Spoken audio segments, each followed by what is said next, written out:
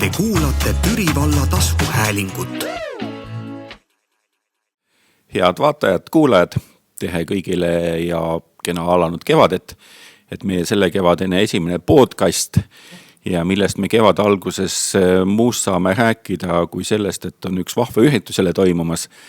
Et mul on siin üks kiire mees täna kaamera ees, Märt Maipuu, Türi Tori peakorraldaja. Et kiire selles mõttes, et tuleb laskumine, kiirlaskumine. Tere ka minu poolt, laskumine tuleb kiire, vett on rohkem kui eelmine aasta, isegi nüüd juurde ei saa ja ma usun, et tuleb huvitav päev. No ma usun ka, et aga võib-olla lähme selle jutu alguseks tagasi sinna aega, kui tegelikult see kiirlaskumine üldse alguse sai. Et ma ei tea, kas me ütlesime, et seda korda on tulemas juba 16. laskumine. Et see on tegelikult ju ikka selline juba pikaajaline traditsioon. Teismeikka oleme jõudnud. Jah, teismeikka oleme jõudnud, et esimese sellise suurema juubeline 20 on veel pisut minna. Aga see tuleb ka kohe, see tulebki ilusti ju ümmargusel aastal, siis 30.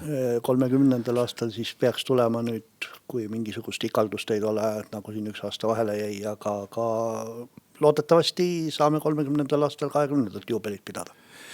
Et oskad sa natukene rääkida selle kiirlaskumise algusest, et miks ta üldse alguse sai, miks ta leidis sellise koha stardiks nagu Türi? Noh, räägime sellest, et nii-öelda ikkagi selle võistluse peadistants või põhivõistlusmaa siis on ikkagi Türi Tori, eks. Seal saab ka pikemalt ja lühemalt sõita.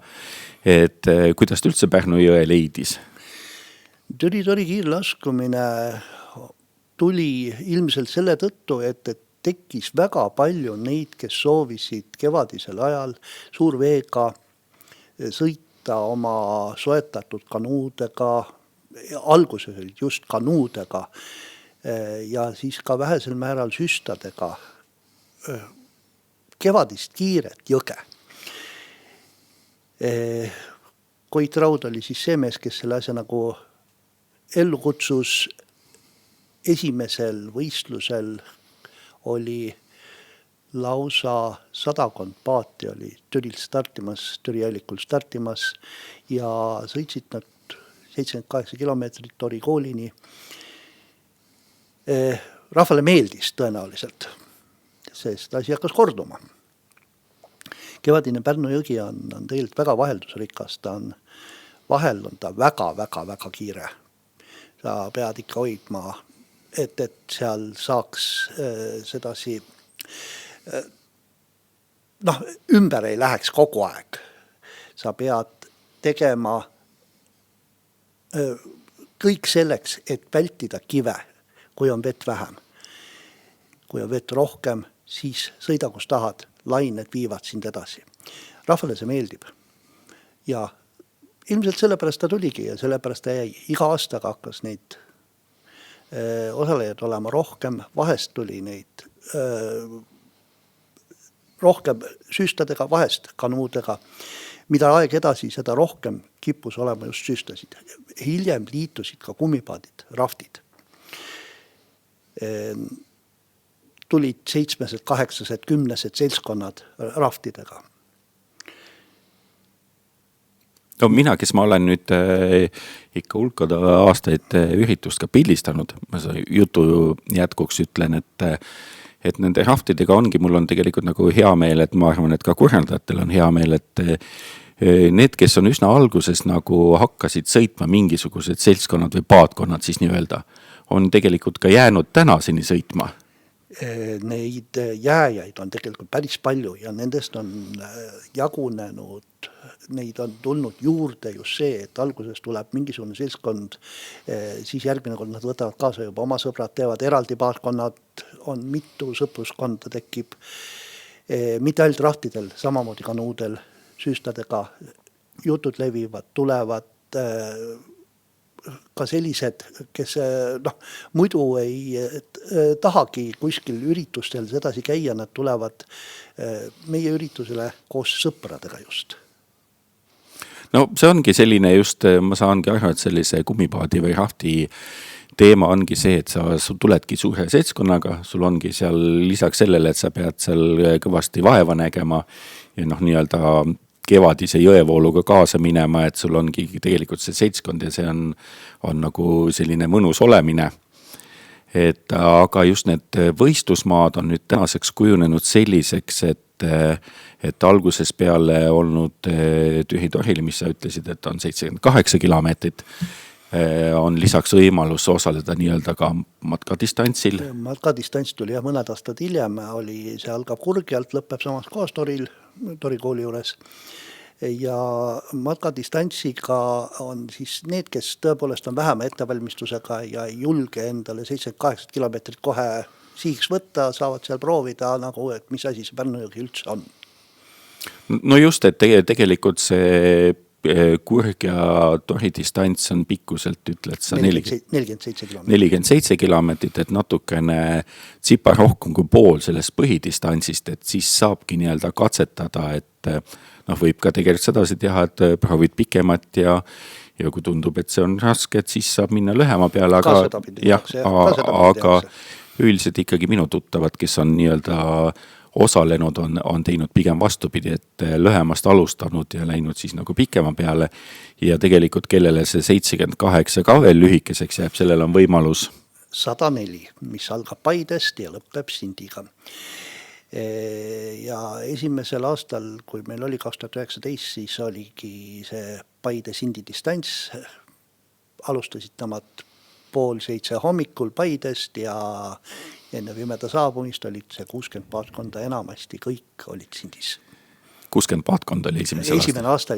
Vaat nüüd jään täpse vastuse võlgu, aga kas oli 60 või oli lausa 61 paatkonda? Need oli üksjagu palju, jah, ma mäletan seda esimest aastat, aga nüüd on pigem see, et ikkagi selline pikema otsa peale on jäänud selline valitud seltskond. Need on jah, seal pikema otsa peale ikka igaüks ei lähe ja ka tänav aasta on siin see, et kes tervislikel põhjustel palus veel alguses registreeris ennast pikema otsa peale ja pärast lasi tervislikel põhjustel ennast maha võtta või panna mõne lühema distantsi peale. Just, ja nagu sa ütlesid, et tegelikult esimestel aastatel olidki hästi palju oli just osalejad, kes sõitsidki kanuudega. Just. Aga nüüd on kanuu kaotamas populaarsust, pigem sõidetakse süstadega, kajakidega ja siis pigem isegi just üheste peale on läinud rõhk. On mehed, naised, ei ole ainult niimoodi, et sõidavad mehed, kolmandik on naisi. Noh, võib-olla üks põhjus, ma mõtlen, loogiliselt on see, et süstaga või kajakiks jõuad ikka natukene kiiremini kohale ka. Ma ütleksin, et nii ja naa. Olen mina ise sõitnud nii kajakiga kui kanuuga ja tegelikult on see, et kui on seal sõitja taga, siis tegelikult ei ole vahet, millega sa sõidad. Ja ega kanuusid on ka matkakanuud, me tunneme kõik, mis on need klassikalised, mida meil siin jõe peal piltidelgi on näha, võib-olla siin. Aga on ka sellised vähe sportlikumad versioonid. Siin on praegu küll süst näha, aga on sportlikumad versioonid, mis on tegelikult palju kiiremad kui isegi mõni tavaline matkakajak.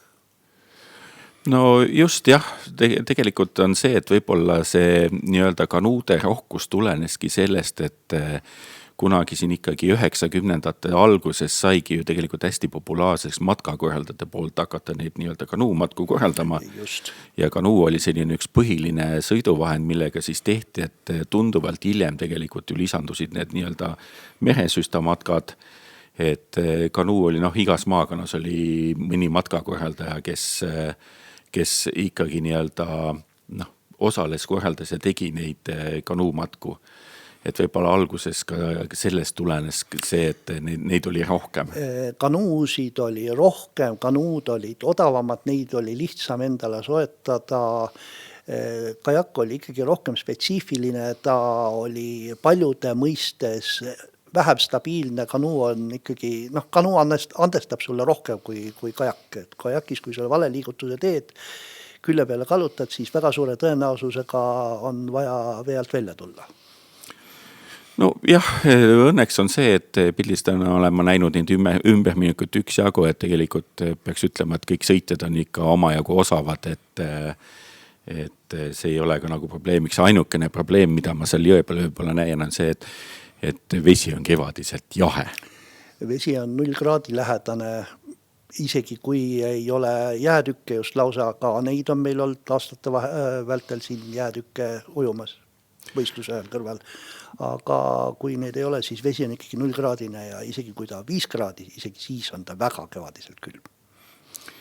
No ja samas ma olen ka täheldanud seda, et ikkagi kogenenud osaleja või võistleja tuleb jõele ikkagi nii, et tal on kaasas ka vahetusriided, kui riided vahetatakse ära. Saateauto, vahetusriided, soendus, tekid, tugevamad panevad isegi kalipsod selga endale, kui nad plaanivad seal sedasi kuidagi ulakaks minna kätte.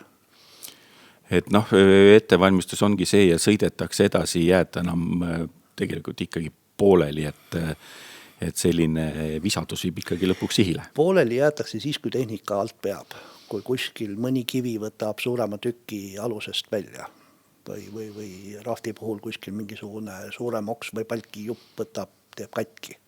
Siis jäetakse pooleli, aga sedasi ümbermineku puhul üks aasta siin oli üks noormees käis meil 4 korda käis suplemas ja tuli ikka lõpuni ära nüüd. No jah, see ei ole nagu takistuseks.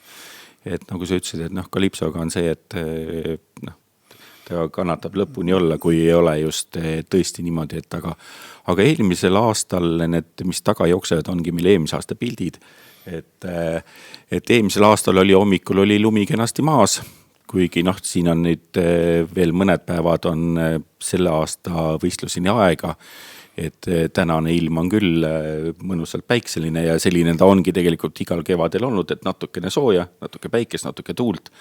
Et selline mõnus kevadine ilm, et tegelikult sel aastal vist esimest korda sai võistlust tõstetud ka nädala võrra ettepoole. Eelmine aasta oli juba nädala võrra ettepoole, sellepärast, et meil kippus suurvesi minema aina varemaks.